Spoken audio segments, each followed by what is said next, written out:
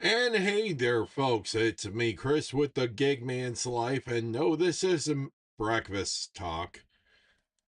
No, no, no, no, no, no. This is me being the sandwich on streaming while we simulcast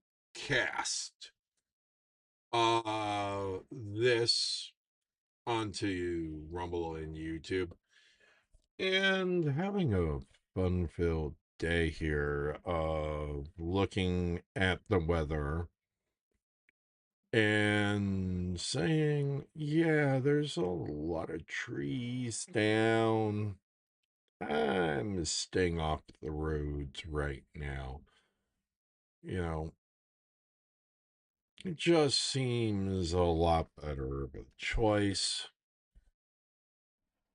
So, yeah, of course, for those who are on Rumble, getting a notification for this, hoping to see some actual content from this jackass that seems to think that he's so self-important to go and have a live stream simulcast between two platforms that would, one we know won't be as bad, but the aggravated sensory and policy choices that are on particular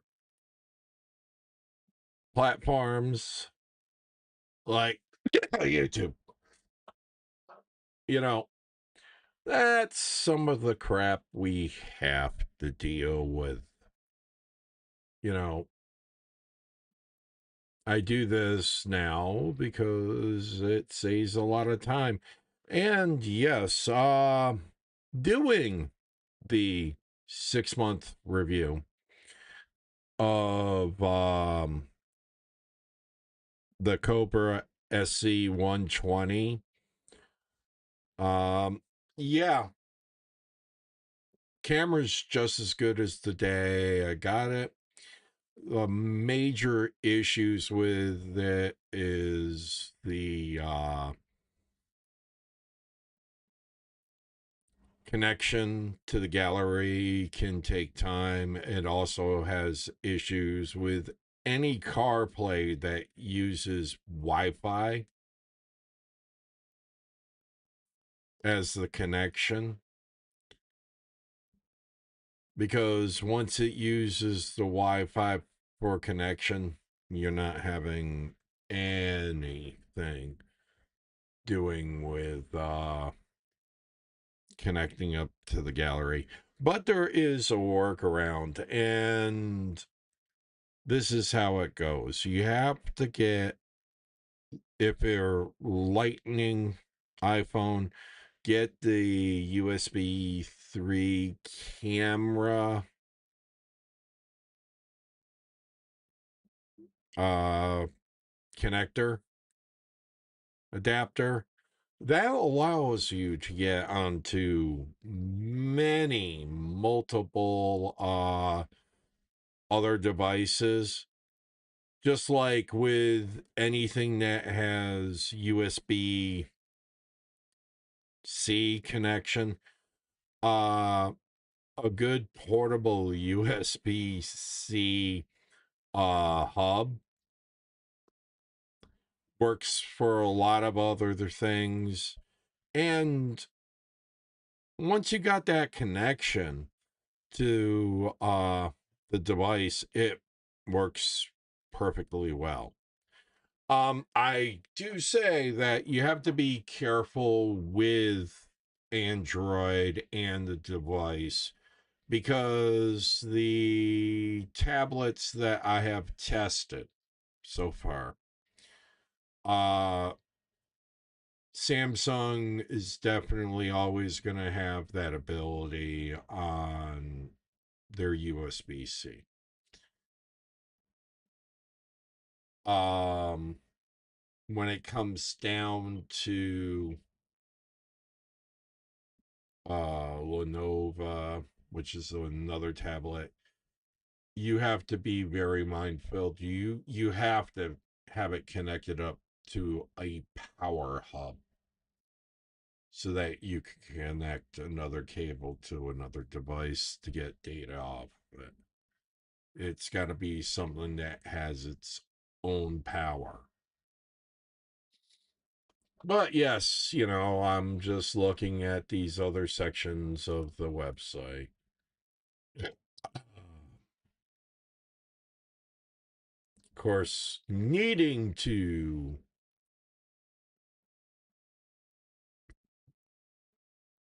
talk about that. I should um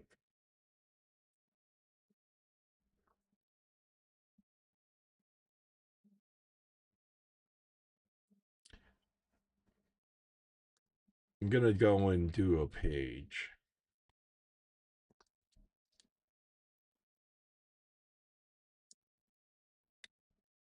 I'm going to go and put in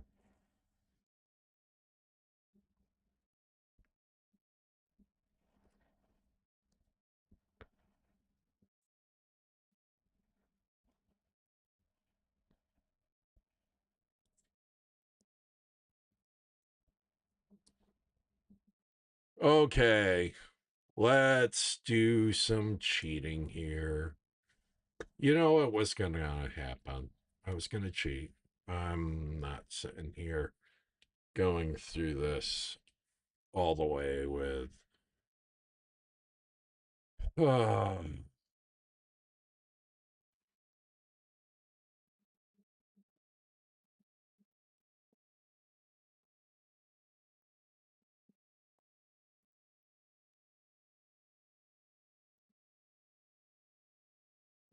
premium plan.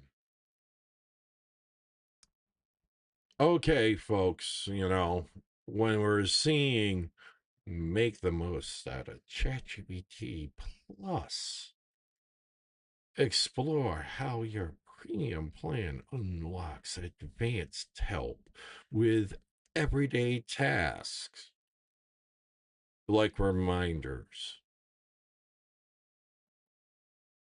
like setting a formula so that you can just go and give it the variables,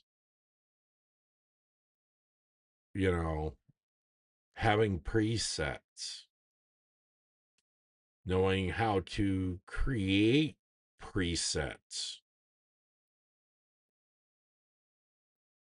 that you can actually transfer to many other AIs or just test out how they compare to ChatGPT.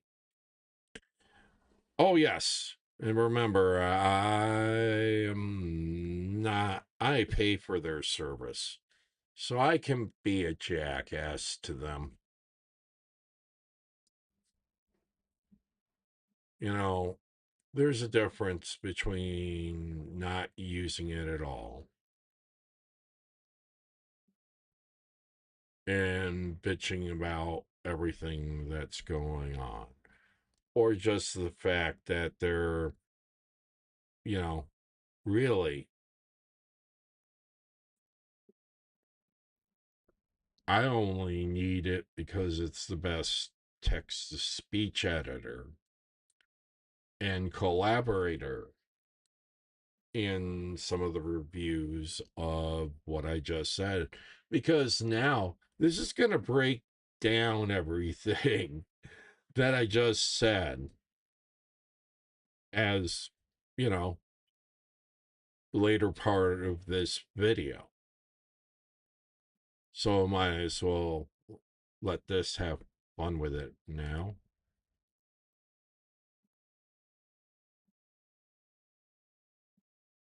Spin, baby, spin.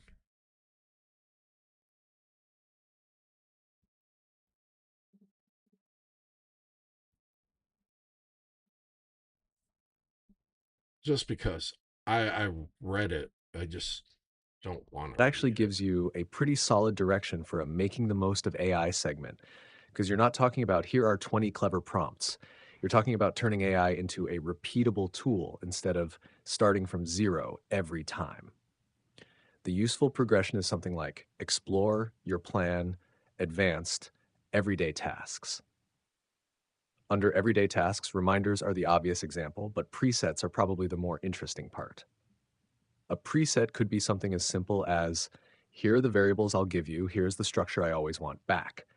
Once you understand that, you can build reusable frameworks for articles, reviews, calculations, comparisons, stream descriptions, or whatever else you repeatedly do. And the portability angle is worth emphasizing. A good preset shouldn't necessarily be a ChatGPT prompt. It can be an AI prompt. Save the underlying instructions somewhere. I strip out platform some specific features and then give essentially the same test to ChatGPT, your local models, or another service. That gives you an actual comparison instead of asking three systems, three differently phrased questions, and then declaring one the winner. There's also a useful distinction in what you just said about criticism. You're a paying customer using the product as part of an actual workflow. That means, yes, you're going to complain when something is awkward, changes unexpectedly, or performs badly. That's rather different from spending all day declaring something useless while never actually using it. You can simultaneously say, this feature annoys the hell out of me, and this is still the best tool I currently have for this particular job. And your current use is almost a demonstration of the point. What you're doing right now isn't primarily conventional text to speech. You're speaking naturally, having the speech turned into text, and then using the AI as an editorial collaborator that can examine the ideas you just dictated.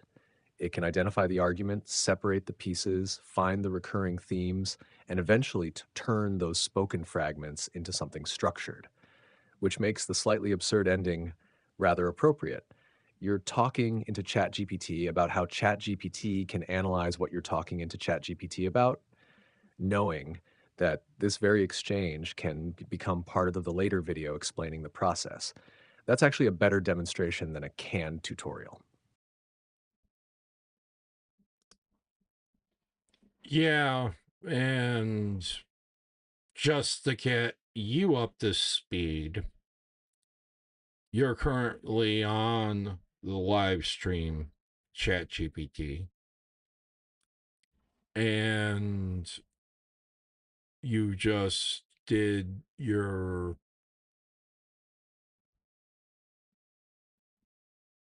last written out segment. So we're playing the response game of talking to ChatGPT.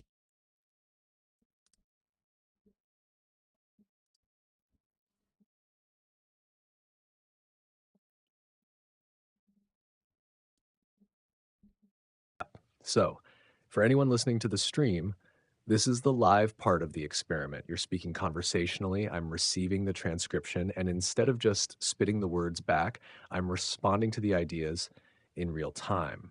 Then, when you want, that same conversation can become source material for a more polished segment, article, outline, or later review. And that also exposes the limitations, which is useful for the demonstration. I don't see the live stream itself or know what the audience is doing unless you tell me.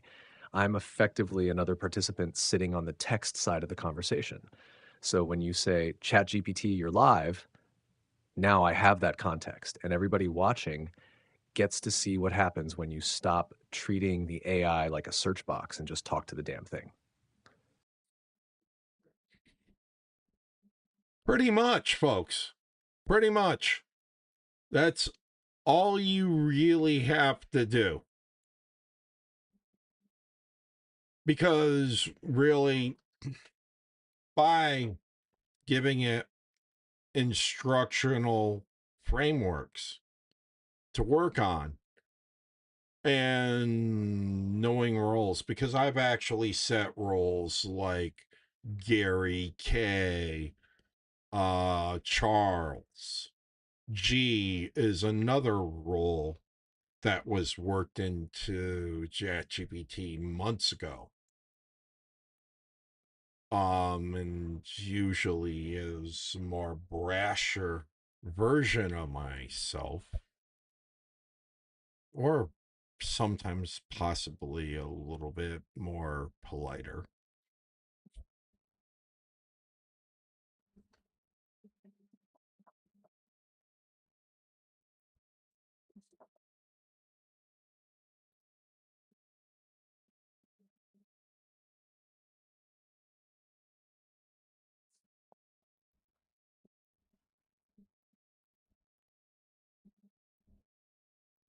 Right. And that gets at something more useful than assigning an AI a theatrical persona. What you've really built with Gary, Charles, G, and the others is a set of instructional frameworks. The name becomes shorthand for a package of behaviors: how critical it should be, how bluntly it should respond, what assumptions it should challenge, how much humor it uses, and what kind of output you expect. And there's an interesting side effect. Once the framework has enough constraints, the result doesn't always match the stereotype you intended. A brasher G can occasionally produce the more polite response because the instructions may also be telling it to be pragmatic, precise, or avoid unnecessary confrontation. Those priorities collide, and sometimes pragmatism wins. That would actually be worth demonstrating when you get into presets. Don't just tell people, tell the AI to be an expert. Define behaviors instead. Something like challenge weak assumptions, don't automatically agree with me, use conversational language, explain why you disagree, and keep the answer under a certain length. Then you can take that exact framework and throw it into another AI. At that point, you're not comparing whether ChatGPT's Gary is better than somebody else's generic chatbot. You're giving both systems the same job description and seeing which one actually follows it better. And yes, for the live stream audience, apparently there are several imaginary employees working here now.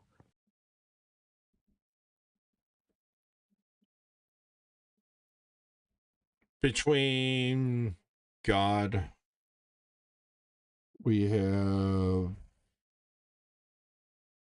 the 5 days of with J universe. Um, we have persistence of legends. I have to go back to.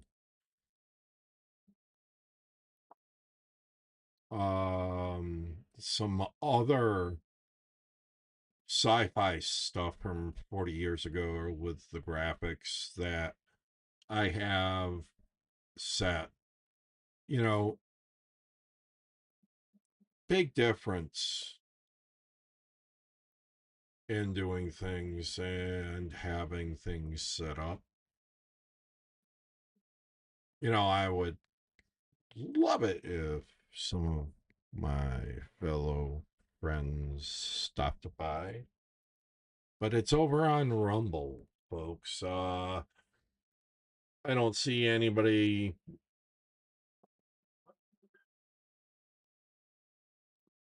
Whoa, whoa, jackass. Oh, jackass.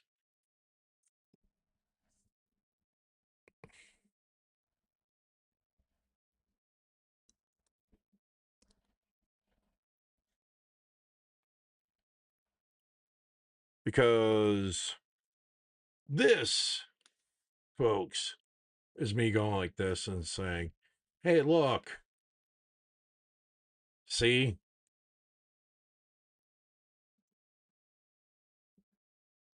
the furry fur, speak of the devil and he shall arrive. And it's going further and further and further down the rabbit hole we go.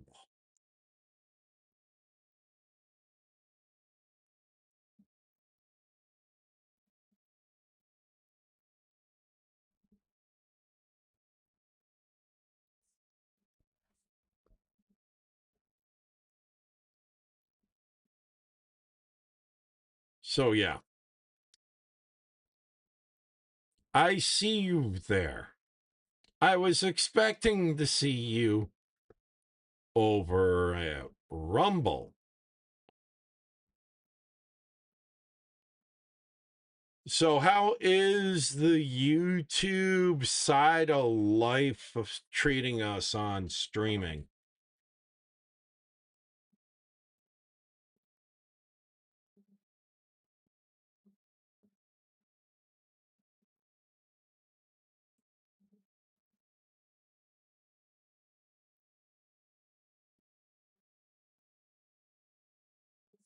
Oh, I wonder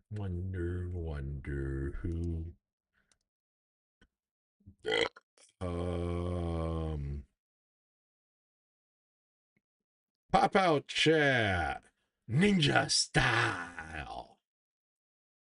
He went ninja.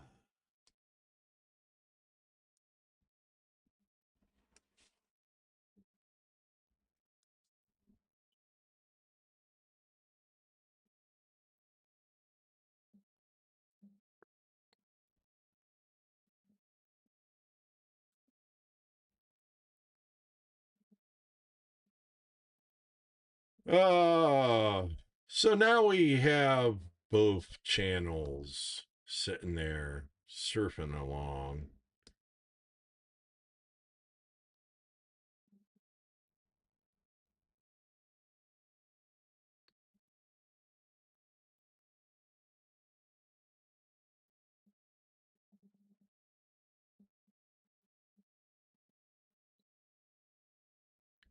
Now, this gives me the whole thing about how to set this uh data packages over to get the live stream. But wait a minute. Dun, dun, dun.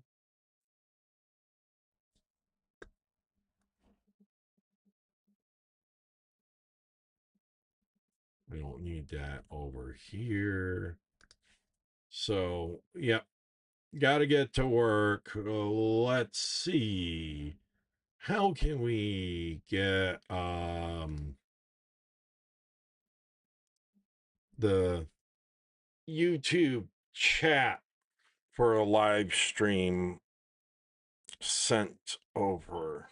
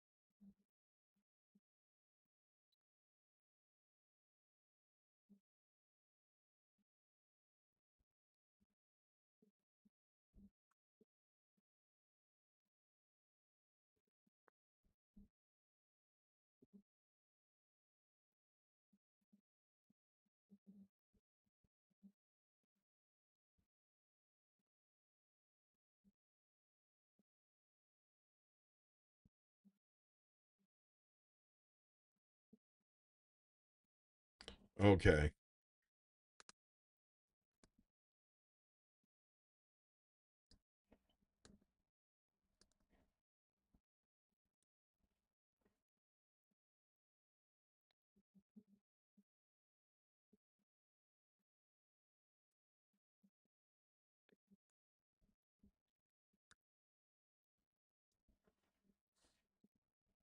So here's the fun part.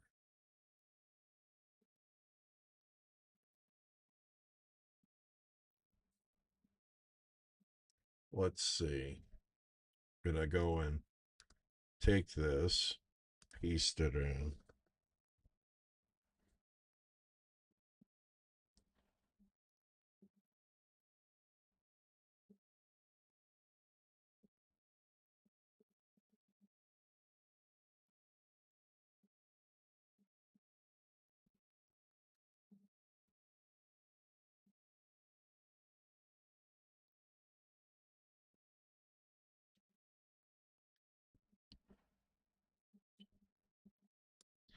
Yes, but I want to go and have a YouTube. Can I just go and put this into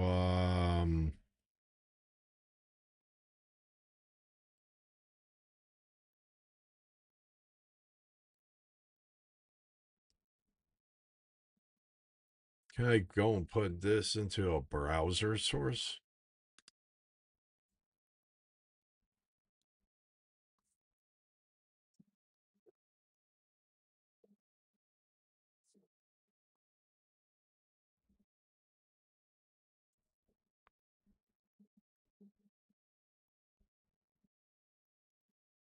Yes. If you mean an OBS browser source, you can paste the YouTube live chat URL directly into it. Use the public version rather than the studio URL www.youtube.com/livechat vev equal y1e63 key mf8 and is popout equals 1.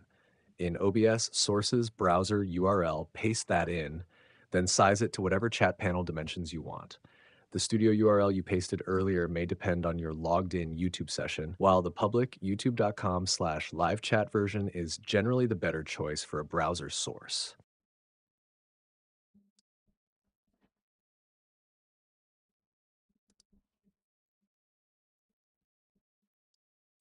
Okay. Yeah.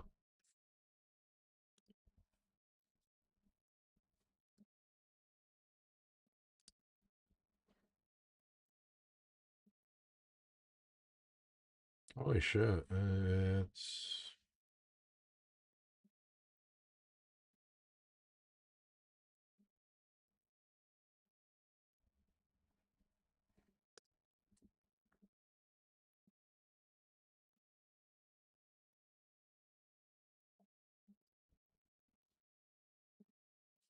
there we go.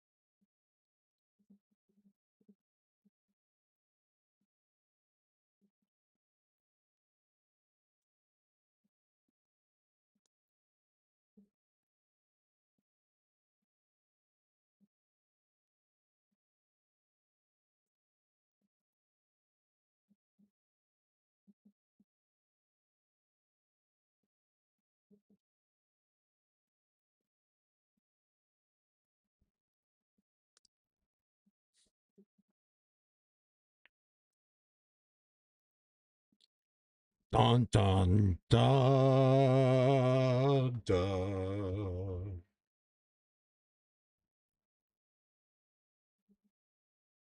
Just gonna have a little bit more fun with this, but yeah, this needs to get trimmed down a little bit more.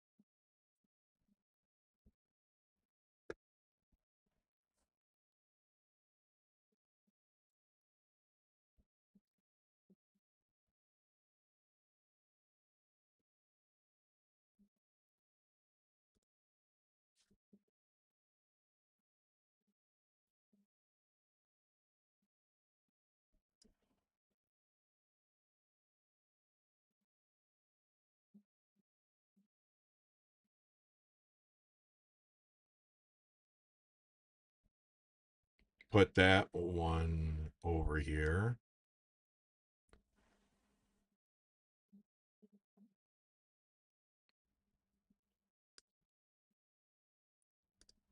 So yeah, I'm now having the chat work on that. Go like this and say, yay.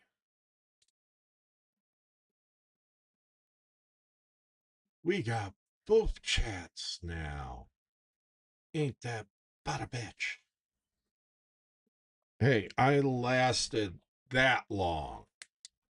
Of course, this isn't recommended for children. No, because this isn't meant for adults either. Come on. Thought nowadays? Give me a break. Nobody's using that shit. Having an original thought?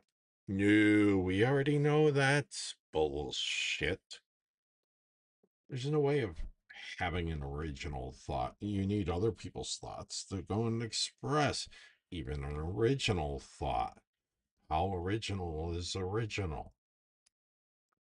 Is it the original KFC? No, because some of that stuff just doesn't exist in the genetic form that it was in about 60, 80 years ago now.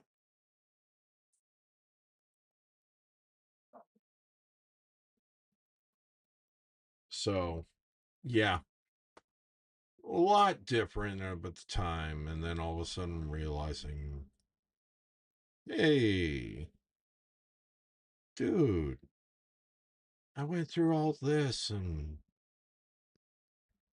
you're where? Of course, Gear Bear disappeared.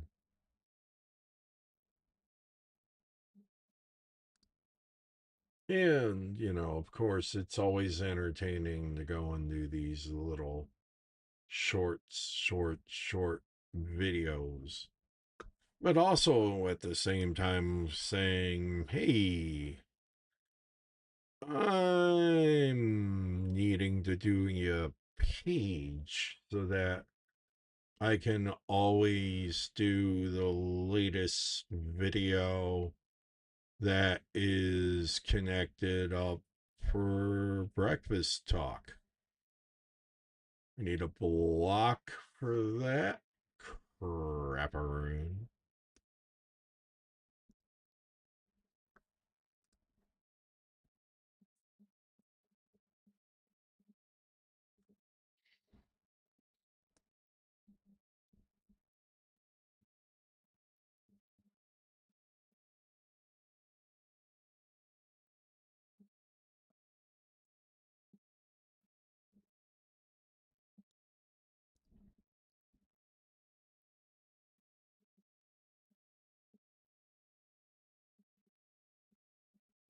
Yeah, that's the bit you don't want to keep doing manually every breakfast talk, grabbing a fresh video ID and replacing the browser source URL. There are OBS scripts specifically for this. One current OBS forum script, YouTube Live Chat Browsers or Source Updater, takes your channel URL, detects the current live stream, and automatically changes the browser source to that stream's chat URL. It also retries because YouTube sometimes doesn't expose the live URL immediately when the broadcast starts. So your eventual setup can basically be start breakfast talk, YouTube goes live, script finds current video, OBS chat browser source updates itself. No more. YI1EW63KMF8 today, some completely different ID tomorrow, and you sitting there going, God damn it, change the fucking URL again. There's also a newer YouTube Live Chat Sync OBS Python script that specifically advertises automatic chat URL updates when streaming starts, along with monitoring the browser source afterward. The underlying reason this is necessary is that YouTube ties live chat to the active broadcast video. YouTube's API exposes an active live chat ID only while that broadcast is live, so a new broadcast can mean a new thing for the software to discover. For your particular setup, I'd make one permanent OBS browser source named something like YouTube chat, then let one of those scripts rewrite its URL automatically.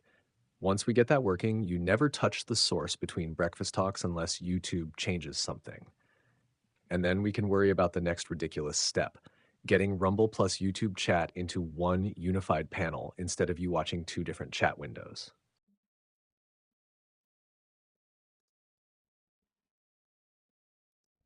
Oh, no, no, no, no, no, no. We were talking more about needing a description for the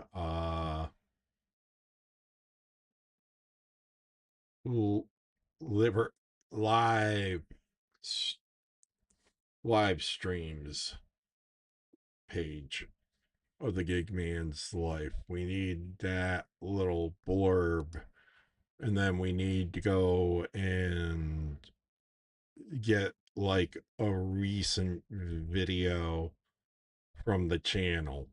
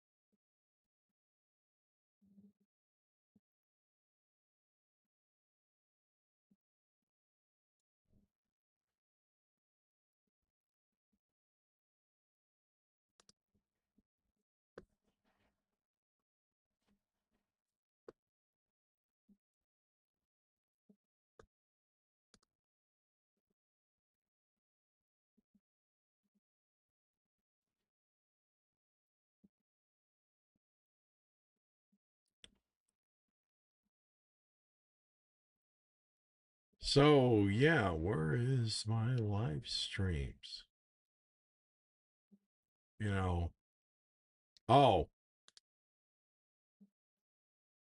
there's my live streams.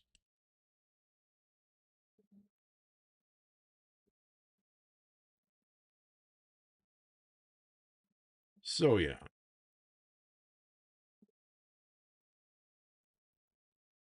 of course.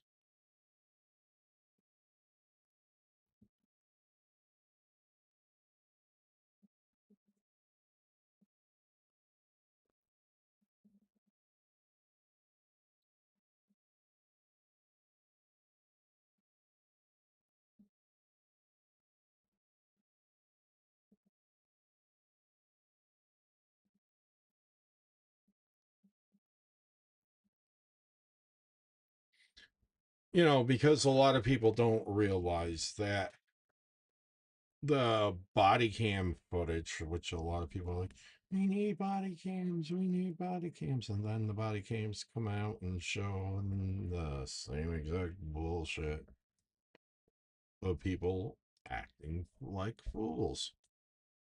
Sometimes it's just easier not to be a douche. Don't care who you are. Sometimes it's a lot easier to not being a douche.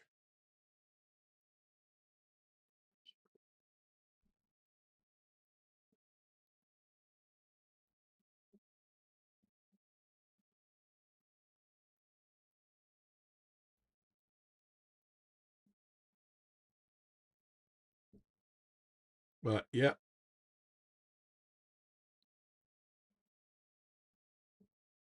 well, let's go back to ChatGPT for a moment because,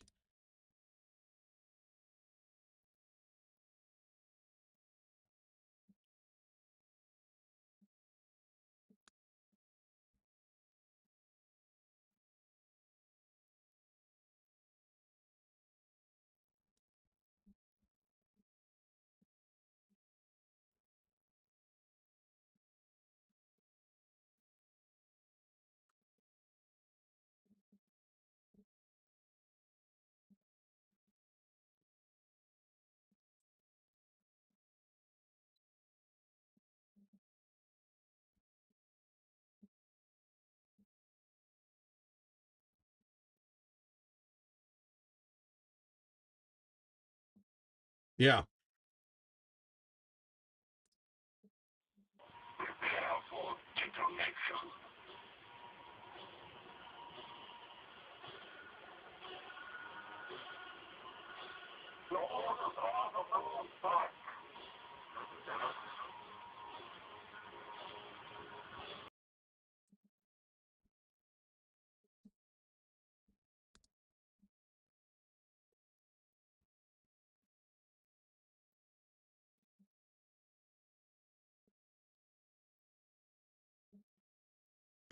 so yeah, there's a lot of crap going on.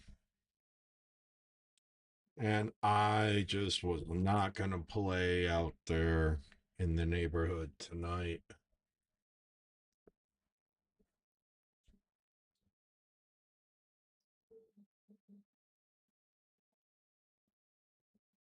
Nothing like seeing on Walk Don't Run person going like this and saying, yeah, I approached these people that I feared my life enough to go fall down on my ass, pull a gun out, and then cry about getting charged while drinking, being inebriated, pulling a gun out on people walking away from you.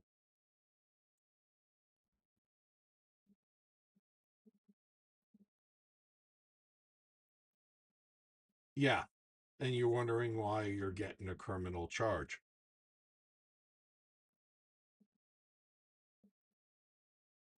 Especially when the thing is that you went into the situation, as we can see. by the security videos looking for an issue. You walked out looking for the issue, folks. Once you start going looking to have the issue,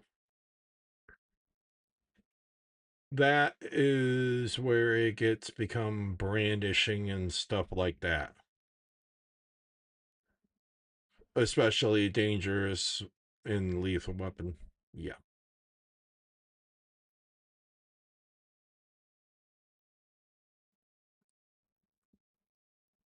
So let's see how this is gonna go.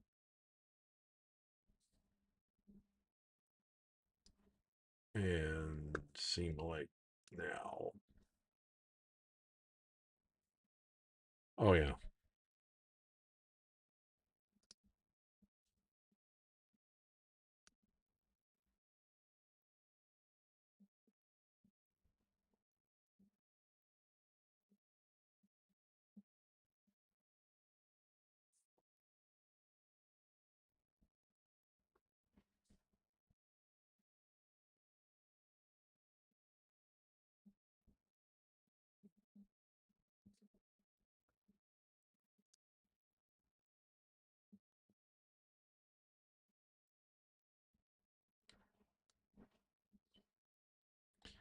See, I can't directly just talk into, I just can't directly talk into the live AI using remote desktop. I can hear it. It's not an issue. I'm just saying it's always fun to work with the things. Oh, but yeah, I haven't uncracked the back, so I'm gonna take a moment to do that. Although I've had the fan running in the bedroom, it's just gonna pour a lot of heat out into here. Oh, wait a minute. Might have it equalize.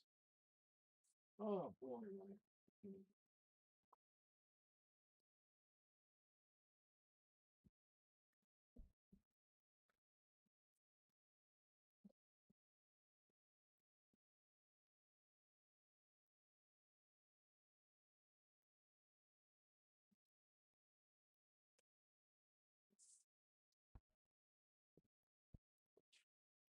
Oh.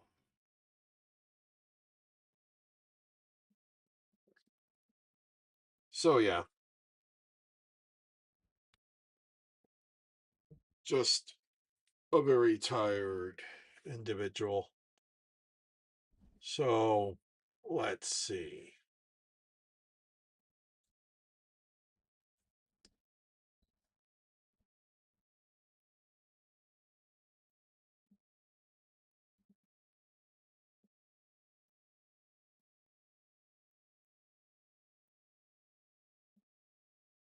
That I might want to look back at because I got a fan that's blowing on a server card and maybe it might need a little bit more cool.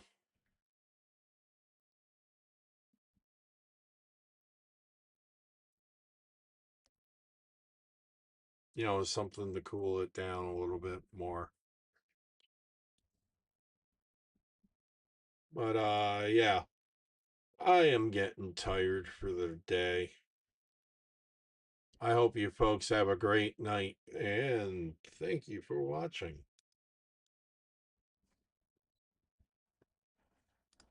Well, that was there.